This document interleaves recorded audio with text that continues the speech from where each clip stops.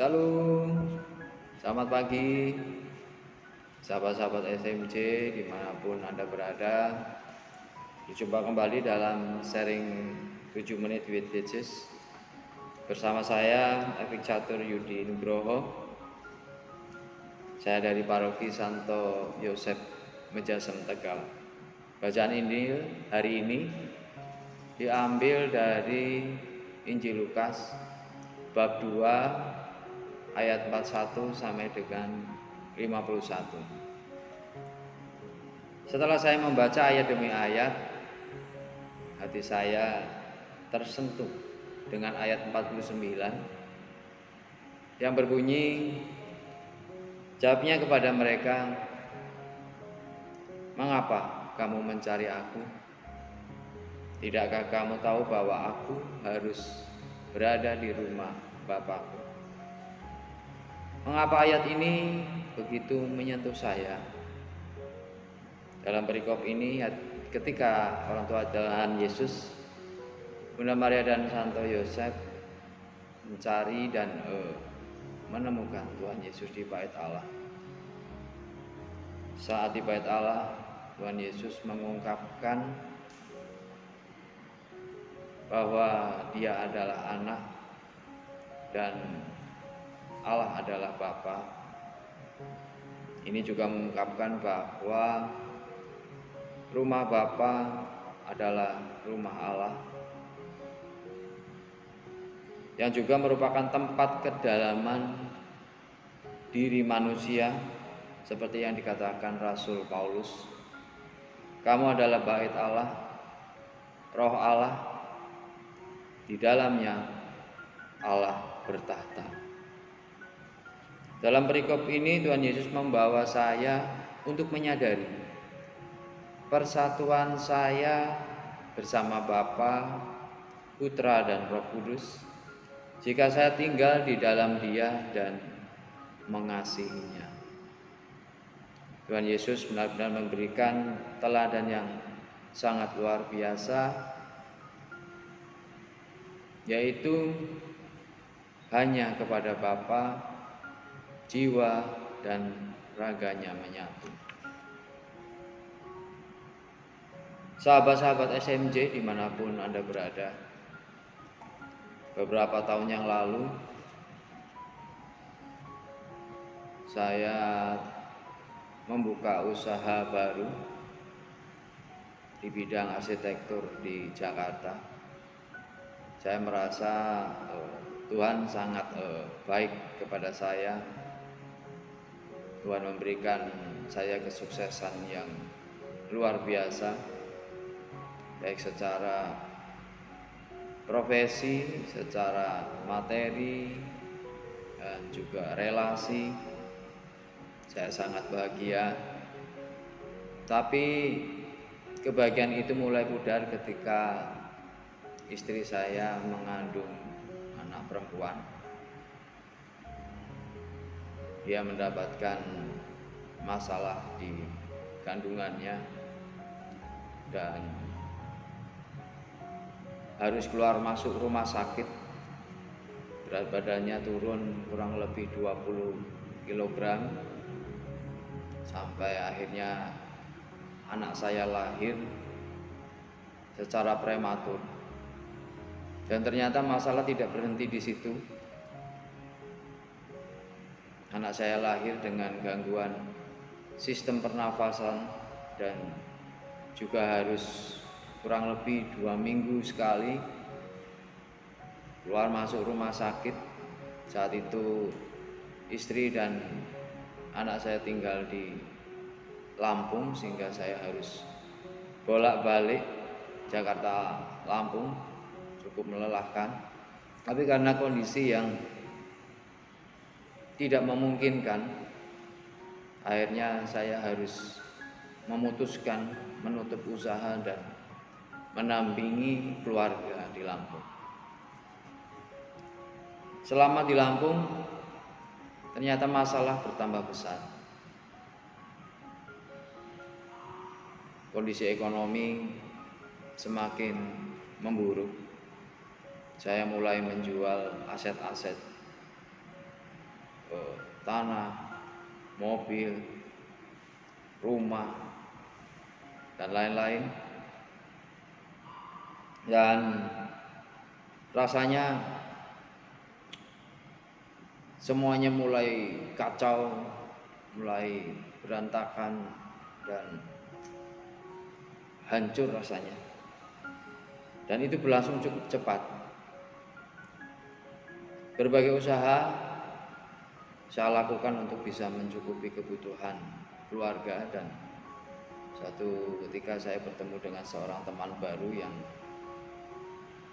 dia sudah membuka usaha di bidang interior, dan saya mencoba untuk mengajak bekerja sama, dan puji Tuhan usaha berkembang baik, omset naik dan pelanggan juga bertambah. Tapi ternyata kondisi itu tidak berlangsung lama. Tiba-tiba pulang kerja perut saya merasa tidak nyaman, sakit. Saya waktu itu berobat seorang mantri kesehatan di dekat rumah yang ternyata tidak sembuh. Saya harus dirawat di rumah sakit, dan waktu itu dokter menyampaikan bahwa saya menderita radang lambung. 3 dokter tidak bisa menyembuhkan, dan saya mencoba untuk menggunakan obat Cina, dan ternyata juga perkembangan semakin parah. Minum air putih sakit luar biasa, makan juga tidak nyaman. 1 sendok bubur saya harus menunggu 5 menit untuk bisa saya masukkan makanan kembali. Kondisi semakin memburuk dan betul-betul saya merasa drop, merasa tidak punya harapan lagi. Berdasarkan saran dari kakak, saya diminta untuk berobat di Tegal, dan kembali saya harus memutuskan untuk meninggalkan usaha yang saya rasa waktu itu sudah sangat baik, dan saya juga harus meninggalkan istri dan anak.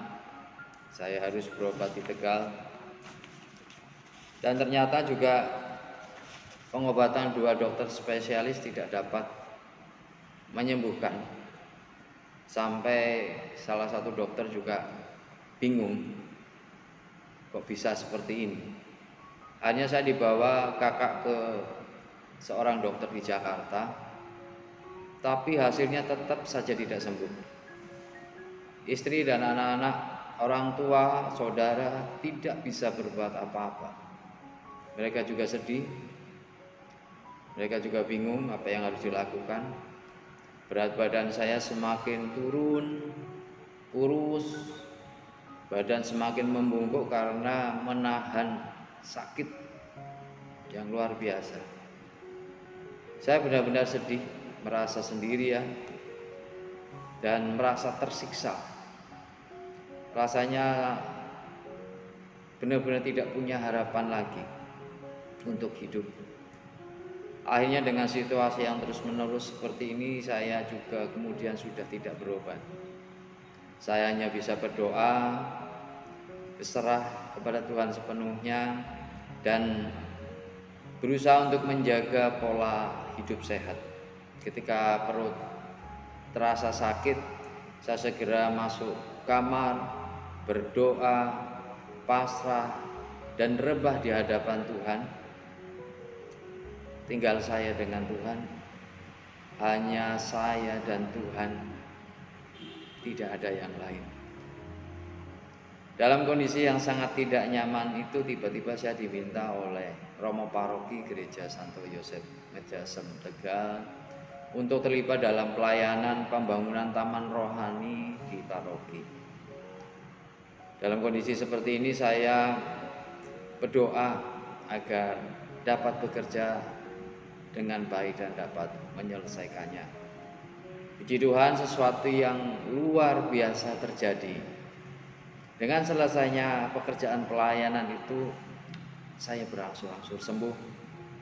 Sekarang berat badan saya naik 18 kg, dari 50 kilo menjadi 68 kg. Puji Tuhan, Tuhan sudah menyembuhkan saya dengan caranya yang luar biasa, caranya yang ajaib. Dan ternyata tidak hanya jasmani saya, tapi juga rohani saya. Luar biasa. Firman tadi benar-benar sangat meneguhkan saya. Ternyata hanya Bapa tempat kembali, hanya Bapa tempat bergantung, hanya Bapa yang paling mencintai dan menerima saya apa adanya, walaupun saya penuh dengan dosa. Hanya Bapa yang tahu apa yang baik demi keselamatan saya. Dulu saya berdoa mohon kesuksesan, tapi sekarang apapun yang terjadi, saya hanya berdoa, Bapa, apa yang Bapa kehendaki dari keadaan ini. Demikian sharing saya, sahabat STMJ dimanapun Anda berada. Melalui firman-Nya saya semakin diteguhkan bahwa Tuhan Yesus dalam persatuannya bersama Bapa menarik saya untuk berada bersama Bapa di dalam Dia. Dalam Tuhan Yesus, Bapa ada di dalam hidup saya untuk menolong, menghibur, dan menemukan Dia yang sungguh-sungguh menghidupi saya.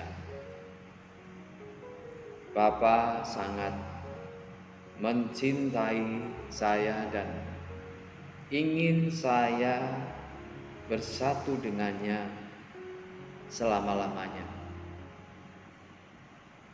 Bapa adalah segala-galanya. Tanpa Bapa, saya tidak dapat berbuat apa-apa.